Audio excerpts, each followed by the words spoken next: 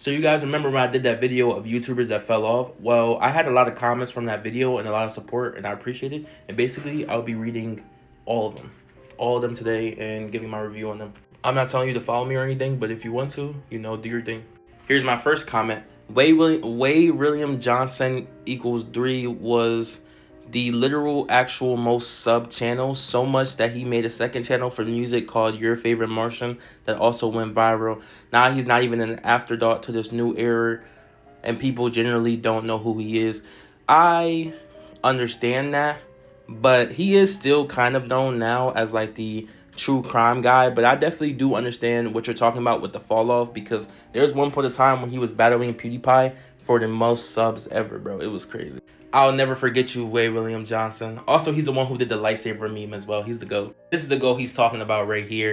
And it's crazy because you always see him in like memes and stuff like that. But like it only like the past 5 years is when I realized that he was actually a YouTuber. Nah, he's the GOAT though. Shout out Way William Johnson, man. Griffey.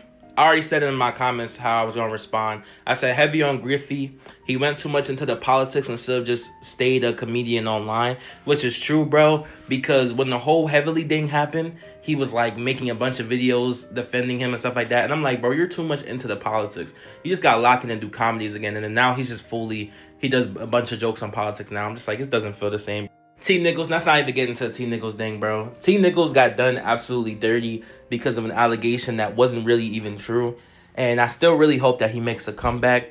I did also say Yusuf as well, but Yusuf deserved his downfall, because who do you feel like going to DreamCon and making fun of cosplayers? Like, come on, bro. That's loser activity. I'm sorry. Mini Lad made me actually sad, bro. Mini Lad grooming 3 underage people usually doesn't end well, bro. And he used to play games with the Van Nuys crew. Bro, Mini Lad was really the GOAT. And he had everything that he could need. And didn't he have a girlfriend too, bro? Why even, like, I don't get how people get famous and start grooming people, bro. I don't know some of these names, but Mess Yourself, Bijou Mike, Super Wong, and so many that make amazing content. They just don't get the views anymore. Hardworking people. Well, I don't know who Mess Yourself or Super Wong is, but Bijou Mike, I know Bijou Mike, and I've watched him 7 years ago, and I can tell you the reason why I feel like he fell off. And I feel like Bijou Mike fell off because the fact that even though he was funny and entertaining, I feel like he never really switched it up. He just kind of kept the same type of content forever, and I feel like he was reaching for like a younger audience.